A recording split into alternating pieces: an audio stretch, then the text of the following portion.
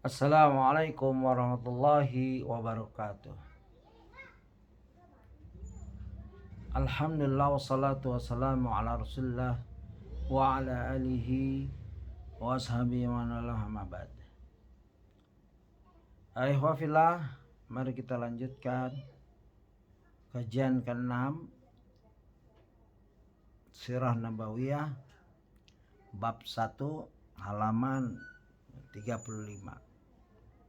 Ya, kajian ke-6 jilid 1 bab 1 halaman 35 dari Sirah Nabawiyah karya Ustadz Dr. Firanda Andirja LCMA. Yang ke-6 yaitu masalah akhlak Rasulullah, ya, keagungan akhlak Rasulullah SAW. Kita masuk pada yang ke-6, akhlak Rasulullah SAW terhadap anak kecil.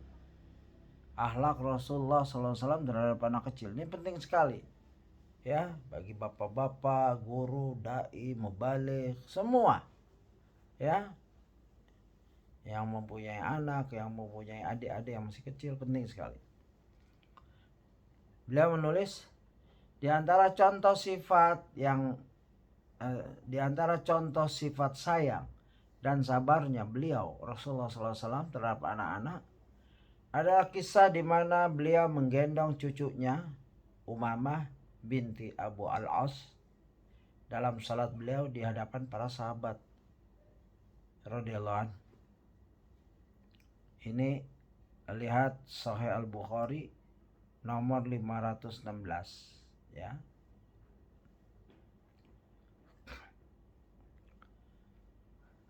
Kemudian lihat pula kisah di mana suatu hari Nabi Muhammad SAW ingin memanjangkan bacaan salat beliau. Namun ketika salat beliau mendengar ada tangisan anak kecil di masjid. Maka beliau pun kemudian memendekkan salat beliau. Sahabat yang salat bersama beliau tentu heran karena tidak biasanya Nabi Muhammad SAW, ya, salat cepat. Namun ternyata Nabi Muhammad SAW sengaja memendekkan salatnya karena khawatir hal tersebut memberatkan ibu dari sang anak tersebut, ya. Ini Sahih Bukhari 707. Rasulullah biasanya salat tenang, ya lah, cenderung lama, tenang, ya, jarang cepat. Kalau cepat berarti ada masalah, ya. Beliau mendengar tangisan, ya, karena beliau salat berjamaah selalu, ya. Di sini menunjukkan juga bahwa hendaknya kita juga begitu. Kalau tidak ada halangan, salat lambat, tenang, jangan cepat terus seperti ada emergency terus, ya. Salatnya salat emergency, setelah salat nggak ada apa-apa, cuman mau ngobrol. Ini kan nggak benar, ya. Salatnya kayak ada kebakaran rumahnya, begitu cepat kilat. Tapi setelah salat nggak ada apa-apa, cuman mau ngobrol, mau lihat HP-nya. Ini tidak benar. Inilah kebanyakan kita, naudzubillah. Kita memperbaiki diri dari hadis-hadis Nabi. Setiap hadis Nabi pasti ada hikmah yang kita bisa ambil, begitu. Nah, ini Ustadz Firanda menurunkan kisah tentang kasih sayang Rasulullah SAW kepada anak, ya. Beliau dengar tangisnya anak, betapa berat seorang ibu sholat juga, ingin sholat berjamaah, ya. Di sini juga ada hikmah bahwa boleh seorang ibu berjamaah bawa anaknya, begitu. Beliau melanjutkan, Ustadz Dr. Firanda melanjutkan, disebutkan Nabi Muhammad SAW adalah orang yang lebih dahulu memberi salam ketika melewati anak-anak yang sedang berkumpul, sebagaimana yang diriwayatkan oleh Anas bin Malik, ya. Ini di hadis 6247, hadis Bukhari, Sahih Bukhari. Ya, jangan gengsi, ya. Kita ini walaupun tua, sudah berjenggot, ada anak kecil 2 tahun, 3 tahun, bahkan mungkin dia belum bisa bicara, assalamualaikum, assalamualaikum, nggak dijawab nggak apa-apa, ajarkan. Ya, suatu waktu kalau lagi sempat ajarkan. Nah, kalau dengar orang bersalam, jawab Waalaikumsalam warahmatullahi wabarakatuh. Waalaikumsalam warahmatullahi. Waalaikumsalam, begitu. Boleh Waalaikumsalam, boleh Waalaikumsalam warahmatullahi, boleh waalaikumsalam warahmatullahi wabarakatuh. Begitu indahnya Islam ya, dengan dicontohkan akhlak Nabi. Ya jangan gengsi mentang-mentang imam hafiz Quran, habis salam sholat keluar ada anak-anak lewat gitu aja. Jangan, assalamualaikum ya, dengan senyum sapa. Ke masjid jalan ada anak mau ke masjid juga, kita bareng assalamualaikum, mungkin dia belum jawab ya, malas dia lagi main sama teman-temannya, nggak apa-apa, kita salam.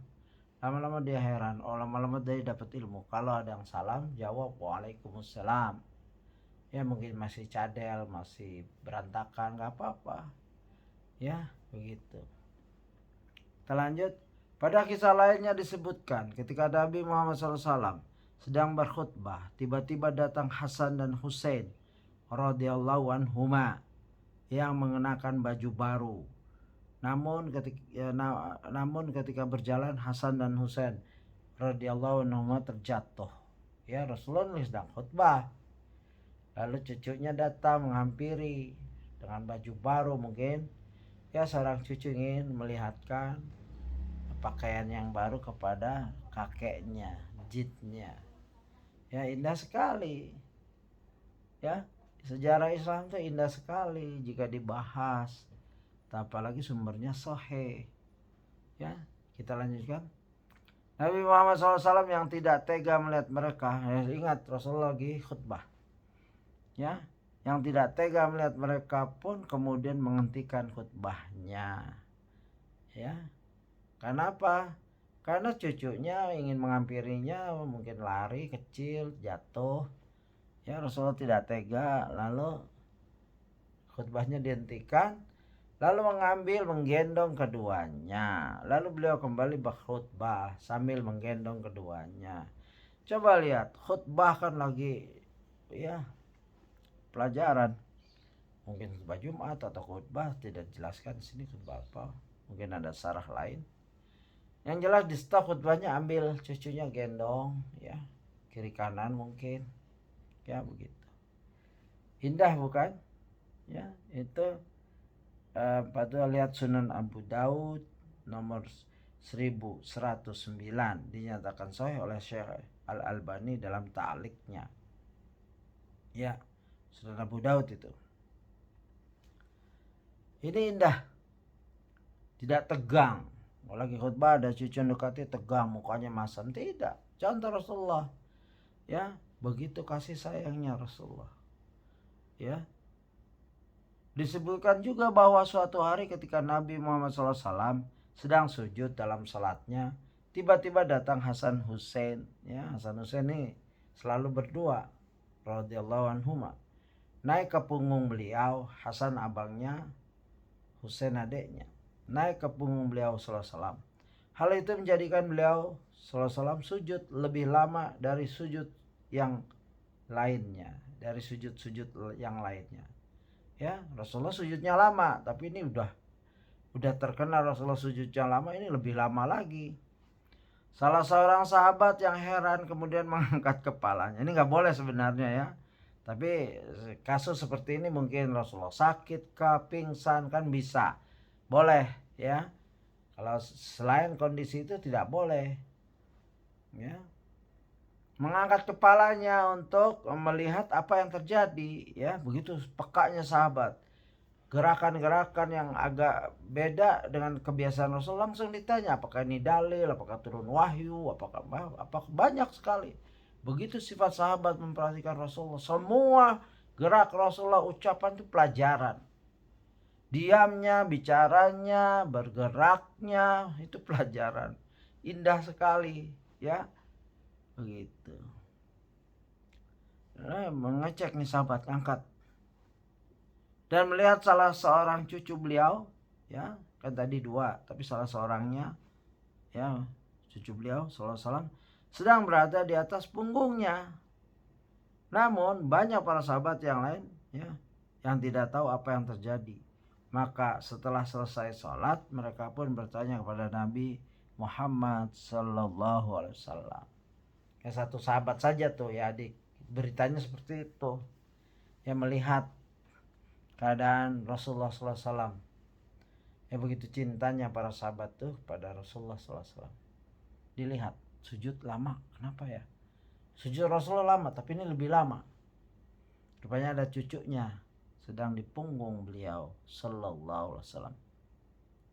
Lalu mereka pun para sahabat bertanya, "Ya Rasulullah, innaka sajadta bainal zahrani bainal zahranai salatika sajdatan ataltaha hatta zananna annahu qad hadasa amrun au annahu yuha ilaik." Nah, itu kan benar kan?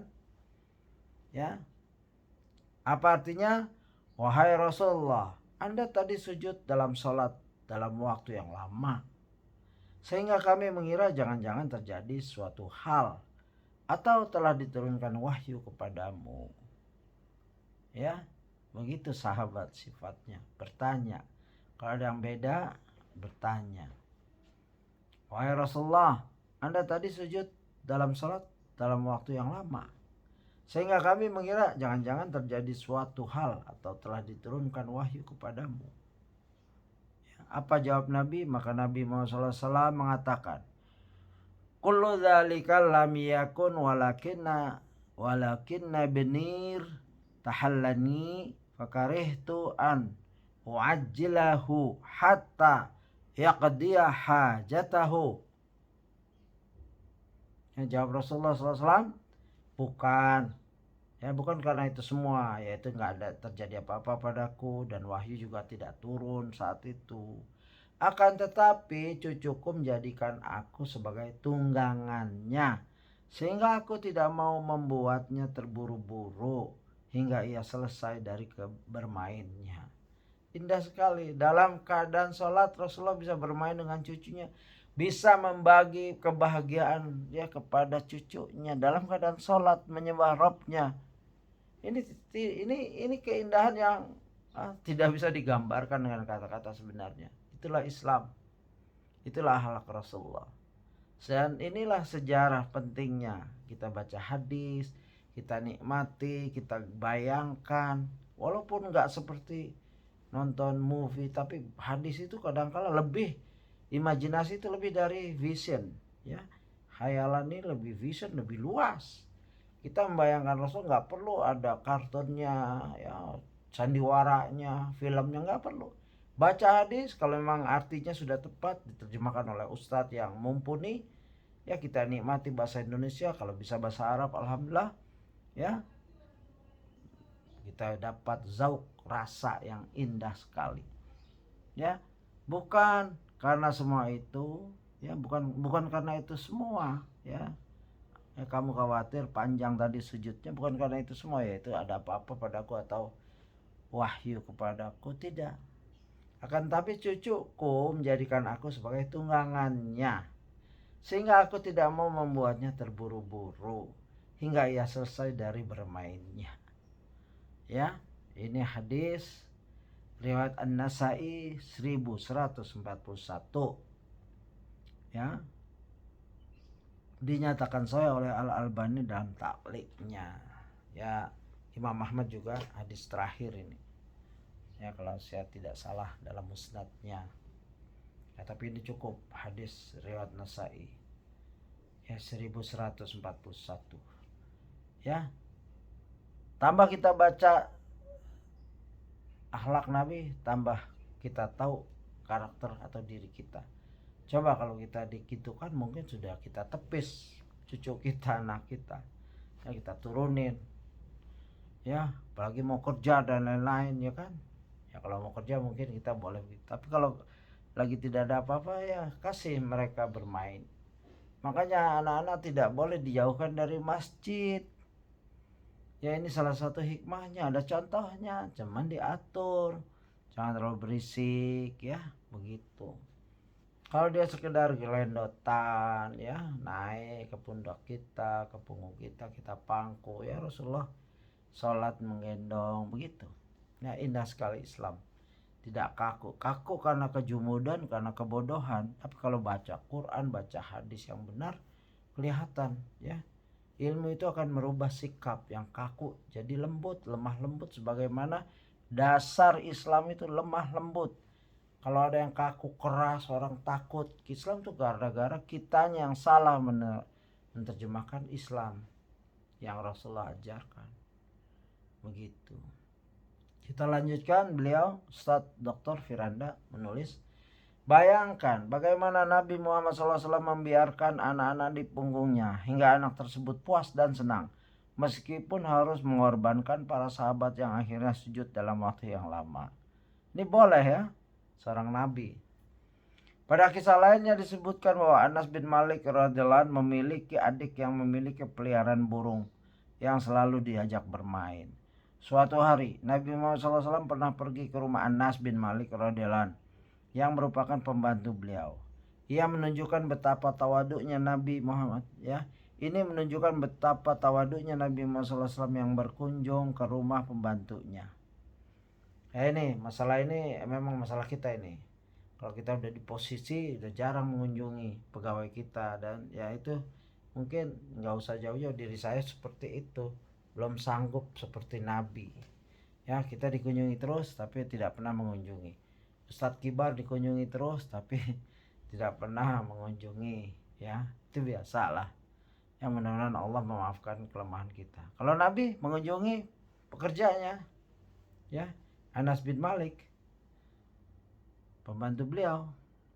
Ini menunjukkan betapa tawaduknya Nabi Muhammad SAW yang berkunjung ke rumah pembantunya. Di rumah Anas bin Malik, Nabi Muhammad SAW, ya di rumah Anas bin Malik radhiyallahu anhu, Nabi Muhammad SAW mendapati adik Anas bin Malik, ya, orang yang ya sedang sedih. Ternyata sebabnya adalah burung peliharaannya yang telah mati. Melihat hal ini, maka Nabi Muhammad SAW pun mendekatinya dan mengobrol dengannya seraya menghiburnya dengan berkata, "Ya Aba Umairin, ma fa'alan nughairu." Ya, ini hadis masyhur di kalangan para dai, ya para ulama juga membawa hadis ini. Wahai Abu Umair, apa yang terjadi dengan burung kecil peliharaanmu? Hadis Bukhari, nomor Sahih Bukhari 6129. Ya banyak ada ulama mengeluarkan hukum puluhan dari hadis ini. Ya Aba Umairin, ma fa'alan nughairu.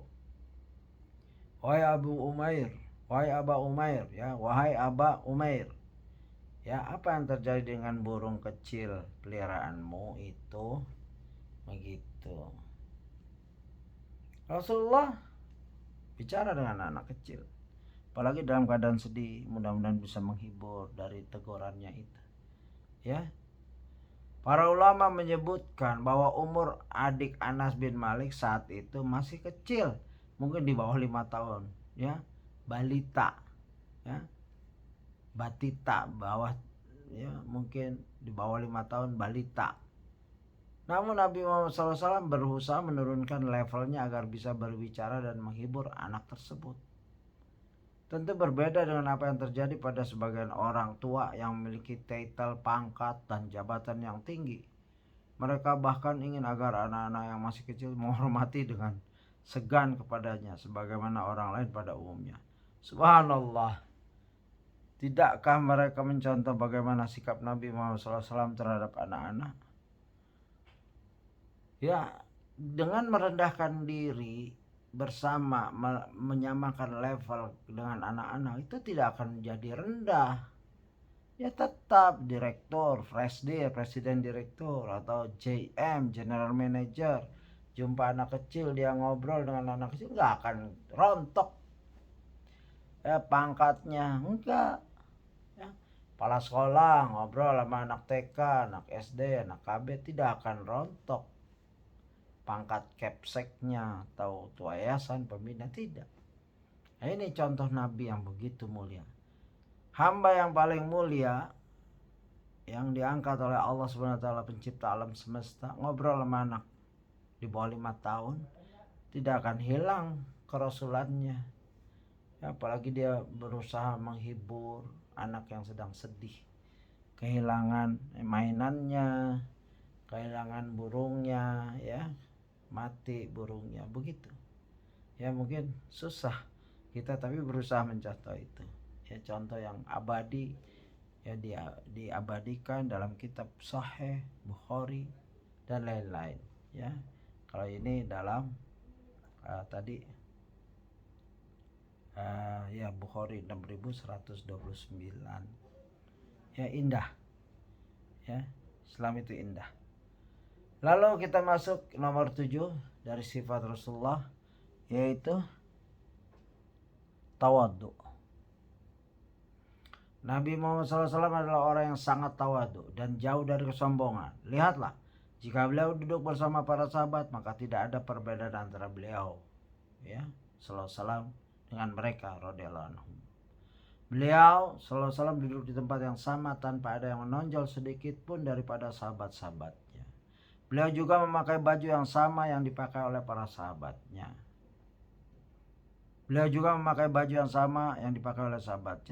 Saking tidak adanya perbedaan tersebut, seringkali orang yang datang dari jauh mencari Rasulullah SAW tidak dapat mengenalinya SAW. Hal ini dikarenakan penampilan dan posisi Rasulullah SAW, ya, sama dengan para sahabat lain.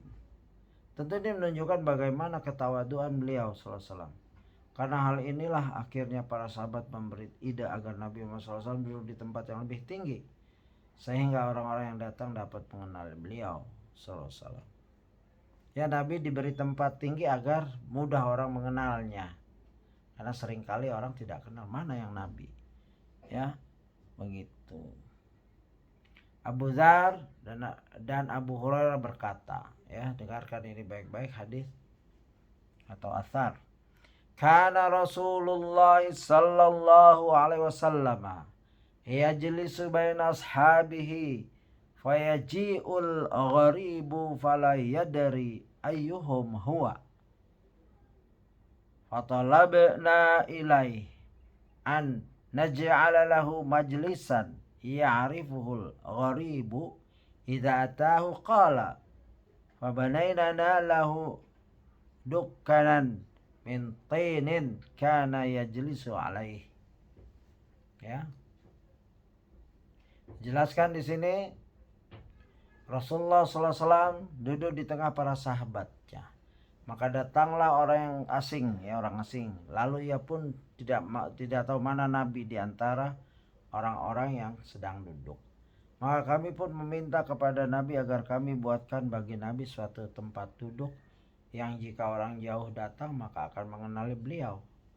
Maka kami pun membuatkan bagi beliau tempat yang agak tinggi yang terbuat dari tanah liat untuk Nabi duduk di atasnya. Begitu.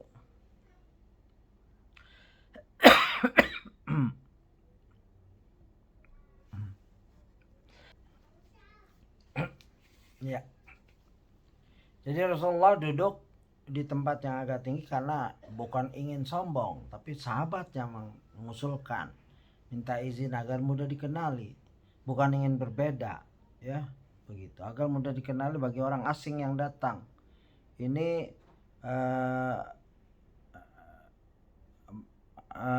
hadis riwayat Abu Daud nomor 4698, An-Nasai nomor 4991, dan dinyatakan sahih oleh Al-Albani. Lihat penjelasan Ibnu Hajar dalam Fathul Bari jilid 1 halaman 116. Ya, indah. Ya, Rasulullah tidak mengusulkan tolong bikin, tidak. Rasulullah diam saja. Orang pada bingung, mana Rasulullah, mana? Akhirnya dibikinkan, sahabat yang punya ide itu. Begitu, Rasulullah membiarkan artinya setuju. Hadis itu kaul, ya, ucapan, perbuatan, dan persetujuan. Ya, Rasulullah diam berarti setuju. Gitu. Lihat pula kisah Nabi Muhammad SAW berhijrah dari Makkah ke Madinah. Ketika telah masuk ke kota Madinah, kaum Ansar menyambut kedatangan Nabi Muhammad SAW.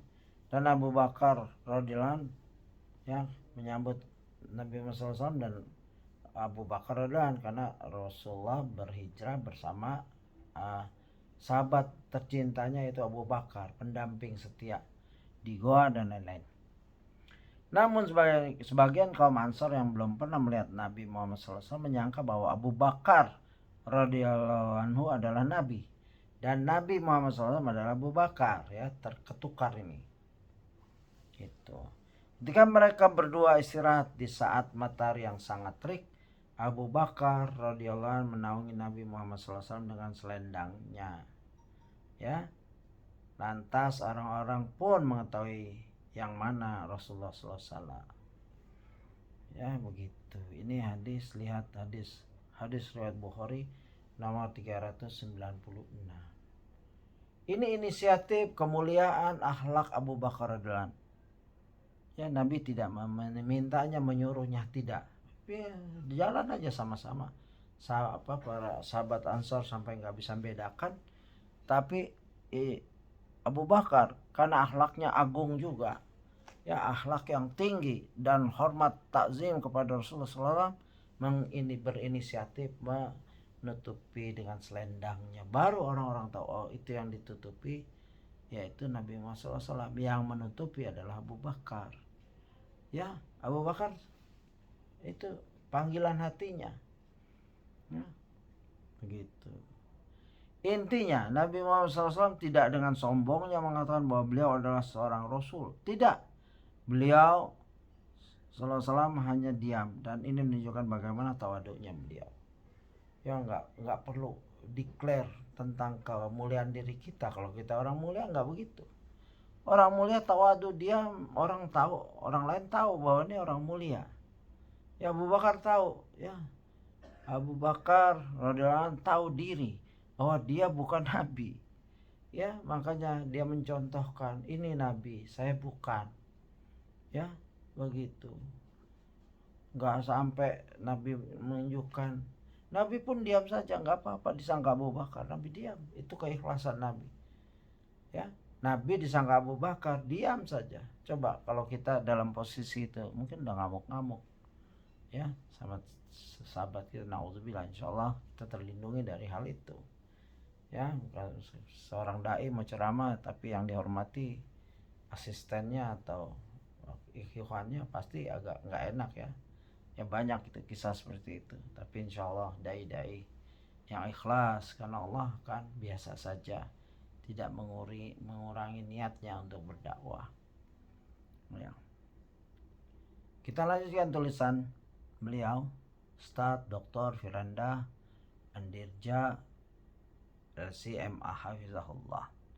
Selain itu, di antara tanda tawadunya Nabi Muhammad SAW adalah beliau sering naik himar dalam perjalanannya. Sementara kita tahu bahwa himar adalah tunggangan yang paling rendah. Hal ini sering diriwayatkan oleh para sahabat, di antaranya oleh Mu'az bin Jabal. Ya, dalam lihat hadis riwayat Bukhari nomor 2856. Meskipun Nabi Muhammad SAW adalah seorang kepala negara, ternyata menunggangi himar bukanlah sebuah masalah bagi beliau. Bahkan sesekali beliau SAW berjalan tanpa sendal karena tawaduknya. Ya, ini riwayat sebagaimana yang diriwayatkan oleh Fadalah bin Ubay, bahwasanya Nabi Muhammad SAW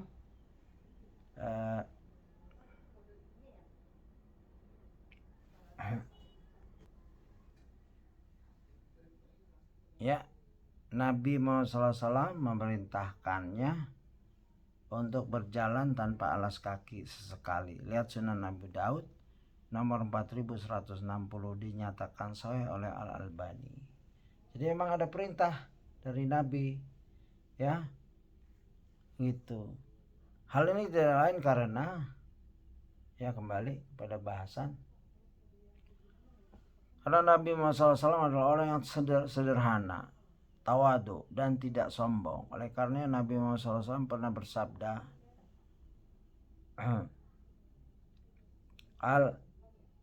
al-badadatu minal iman, al-badadatu minal iman, al-badadatu minal iman. Apa artinya? Kesederhanaan itu bagian dari iman. Kesederhanaan bagian dari iman. Kesederhanaan bagian dari iman.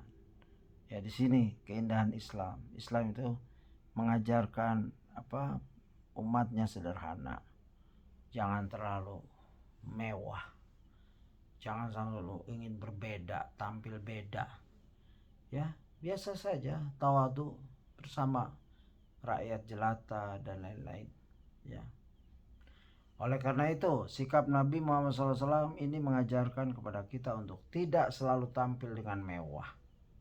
Sesekali kita perlu untuk tampil dengan penampilan yang biasa-biasa saja. Dikhawatirkan ketika Anda selalu diliputi dengan hal-hal yang serba berbau mewah, mahal, eksklusif, dan semacamnya akan membuat Anda lupa untuk tawadu. Bahkan bisa jadi akan timbul kesombongan di dalam diri kita. Lihatlah sebuah kisah di mana ada seorang yang gemetaran dan grogi melihat Nabi Muhammad SAW. Namun apa kata Nabi Muhammad SAW pada orang tersebut? Hawinun alaika fa inni lastu bimalikin innama ana ibnu umratin ta'kulu qadida. Coba kita ulang. Hawwin alaika fa inni lastu bimalikin innama ana ibnu imra'atin ta'kulul qadida. Tenanglah, ini ada orang grogi ngelihat Nabi, mungkin gemetaran atau enggak pede.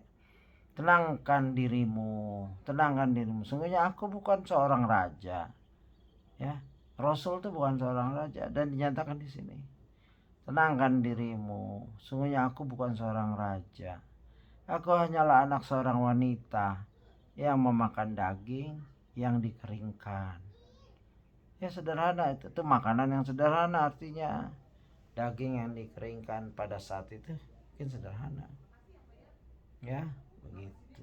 Ini hadis riwayat Ibnu Majah nomor 3312. Dinyatakan saya oleh Al-Albani dalam sahihnya. Nomor as-sahihah 1876. Kalau yang tadi masalah al-bazazatu minal iman, itu hadis riwayat Ibnu Majah nomor 4118.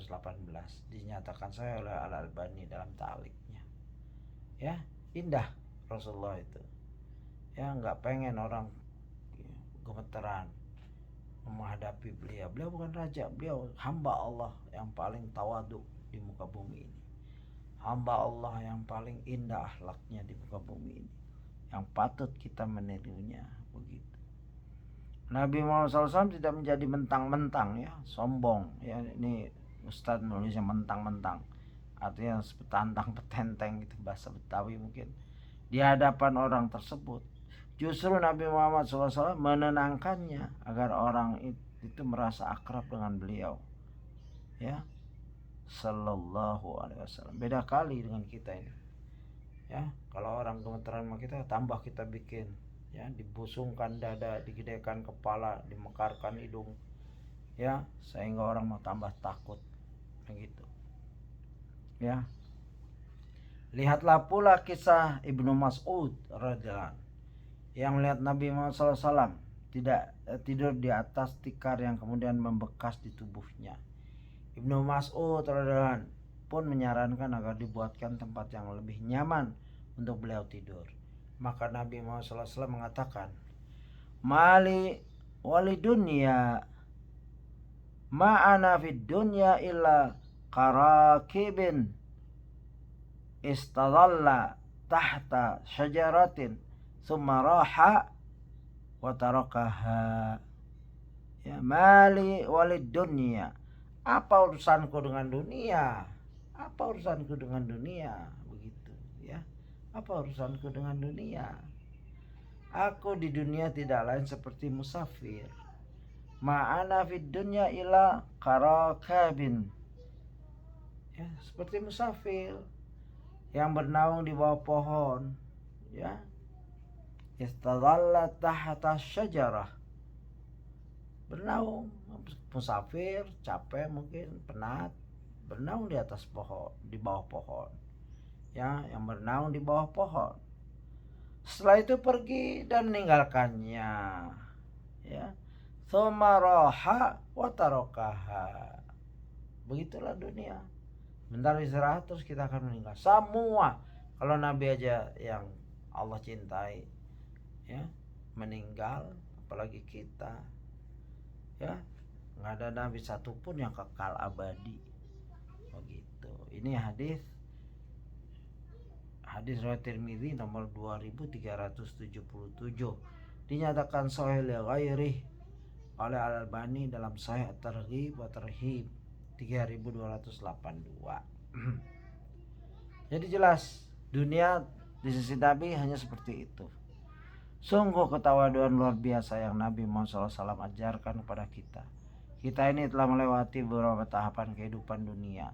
Setelah itu kita akan masuk ke alam barzakh yang tidak kita ketahui berapa lama kita akan di sana. Lalu kita akan berpindah ke fase padang mahsyar dan waktu yang begitu lama. Kemudian barulah kita akan masuk ke surga atau neraka. Naudzubillah. Hendaknya kita menyadari bahwasanya di dunia ini kita hanya sebentar. Kita harus mempersiapkan bekal akhirat kita.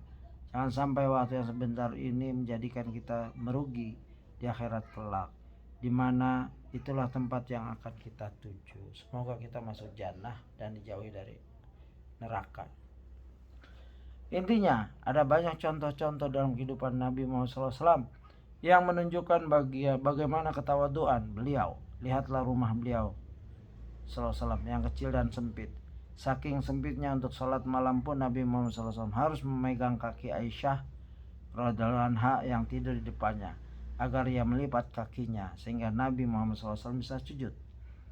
Tatkala itu rumah-rumah belum diterangi oleh lampu-lampu sehingga Aisyah radhiyallahu anha baru sadar bahwa Nabi Muhammad SAW ingin sujud apabila kakinya telah disentuh oleh tangan Nabi Muhammad SAW. Ya, ini berdasarkan hadis riwayat Bukhari nomor 382 513. Ya, begitu. Ada kutipan di sini oleh Ustadz, yaitu Aisyah radhiyallahu anha berkata, sungguh pada saat kami melihat hilal dan hilal sebanyak 3 kali dalam 2 bulan. Selama itu rumah-rumah Nabi SAW tidak ada tungku api yang menyala. Aku pun ditanya, apa yang menjadikan Anda semua bertahan hidup? Aisyah menjawab, al-aswadan, kurma dan air. Al-aswadan, kurma dan air. Ini ada kutipan bagus ya. Hadis Bukhari 2567 ya, dengan gambar ya kurma dan air. Ini al-aswadan, di mana Rasulullah bertahan ya, keluarganya bertahan dari hilal, dari bulan-bulan begitu. Lihatlah bagaimana dapur beliau, sampai Aisyah radhiyallahu anha meriwayatkan bahwa ansanya selama 2 bulan berturut-turut dapurnya tidak mengepul asap, artinya tidak masak.